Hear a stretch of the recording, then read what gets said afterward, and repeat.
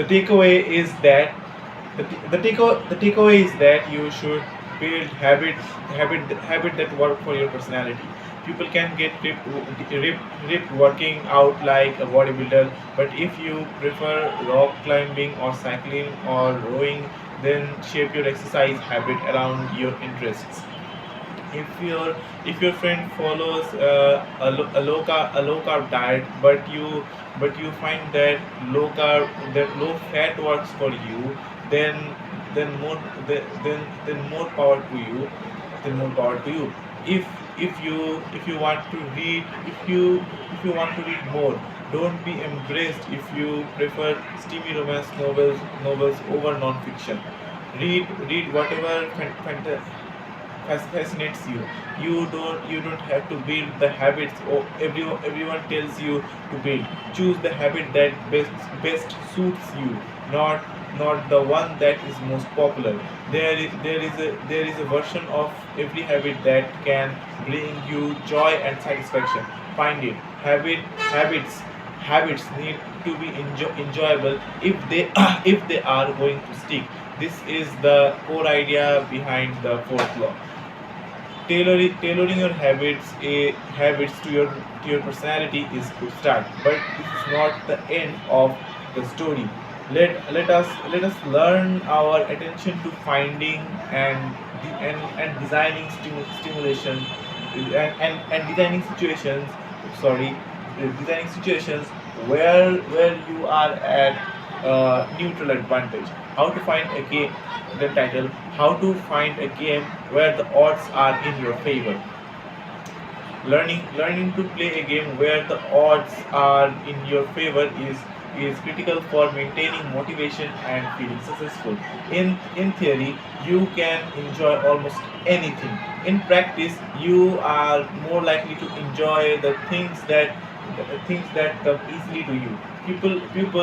People who are talented in a particular area tend to be more competent and at the task, and are then praised for doing a good job. They stay energized because they are making progress where others have failed, and because they get rewarded with better pay and bigger opportunities, which not only makes them happier but also propels them to produce even high quality work. It is it is it is it is it is virtuous cycle. Pick the right habit and progress is easy. Pick the wrong habit and life is a struggle. How to pick the right habit? The first step is something we covered in the third law: make it easy. In many cases, when people pick the wrong habit, it simply means they picked a habit that was too difficult. When a habit is easy, you are more likely to be successful. When you are successful, you are more likely to feel satisfied. However, there is another level to consider. In the long run, if you continue to advance and improve, any area can become challenging. At some point, you need to make sure you are playing the right game for your skill set. How do you figure that out? The most common approach is trailing is is trial and error. Of course there is a problem with strategy. Because life is too short. You you don't you don't have time to try every career, date every eligible bachelor, or play every musical instrument. Thankfully, there is an effective way to manage this conundrum, and it is known as the explore exploit trade-off. In the beginning of new activity, there should be a period of exploration.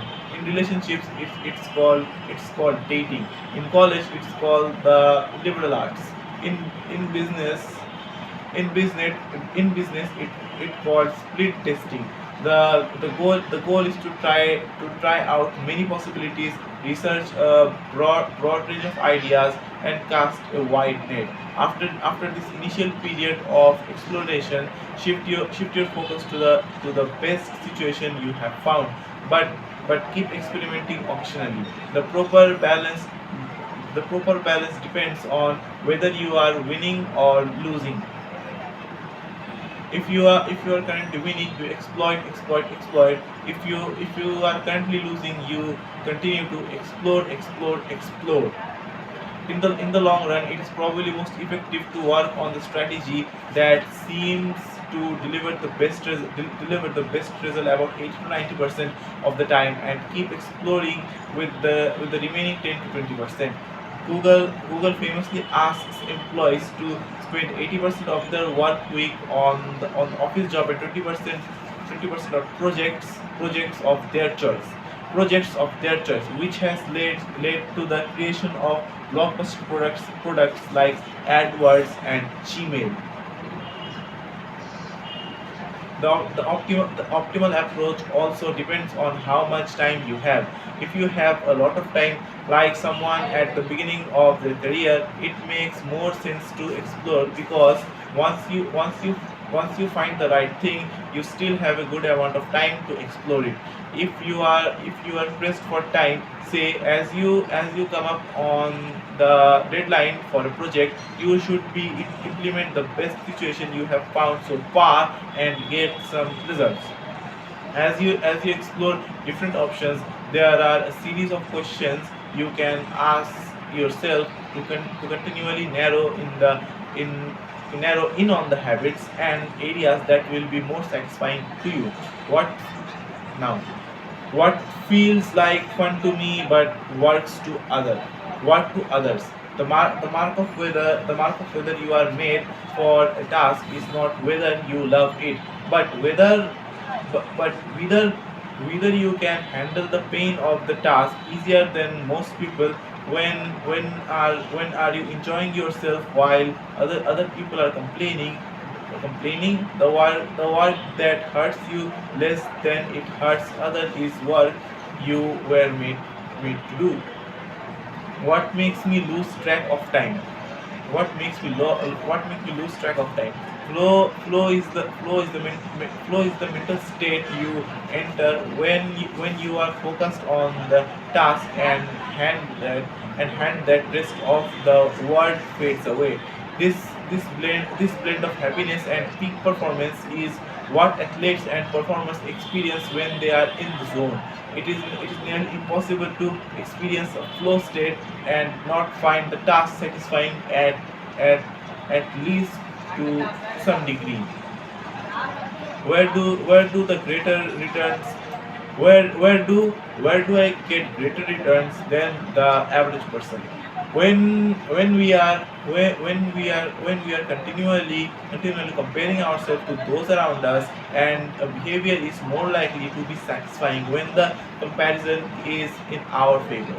When I started writing at jamesclair.com, my email list grew very quickly. I was not quite sure what I was doing well, but I know that results seem to be coming faster for me than for some of my colleagues, which motivated me to keep writing. What comes naturally to me? For just a moment, ignore what you have been taught. Ignore what society has told you. Ignore what others expect of you. Look inside yourself and ask, what feels naturally to me? What have I felt alive? When have I felt like the real me? No internal judgments to no internal judgments of people pleasing, no second guessing or self criticism. Just feelings of engagement and enjoyment. Whenever you feel authentic and genuine, you are headed in the right direction. To be honest, some of this process is just luck. Just luck. Michael Phelps and Hisham Al Guruj were lucky to born with a rare set of abilities that are highly valued by society, and to be placed in the ideal environment for those abilities. If if all have limited time on this planet, and the truly great among us are the ones who not only work hard but also have the good fortune to be exposed to opportunities that favor us. But what if you don't want to leave it up to luck? If you cannot find a game where the odds are stacked in your favor, create one. Scott Adams, the cartoonist behind Dilbert, says everyone has at least a few areas in which they are could be in top 25% with some effort. In my case, I can draw better than most people, but I am hardly an artist, and I am not any funnier than average stand-up comedian who never makes it big. But I am funnier than most people. The magic is that few people can draw well and write jokes.